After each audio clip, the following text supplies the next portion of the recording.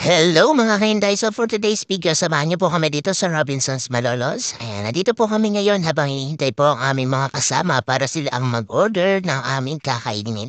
So ayun, at dumating na nga ang aming mga kasama at kami naman ay pumunta muna dito sa supermarket para bumili na iba't ibang kailangan sa bahay.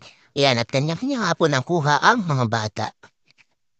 And pinauna ko na rin po sila dahil ako na rin po ang nagbayad sa cashier at dumaan din po ako sa Red Ribbon dahil meron nga po tayo may birthday ngayon.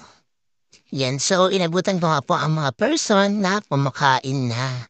Yan, sobrang gutom po nila dahil past 8 p.m. na po yan.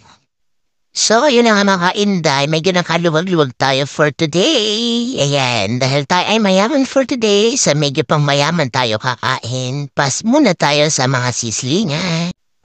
So, masarap na talaga kumain kapag sama-sama ang buong pamilya. Shout out to you, Sister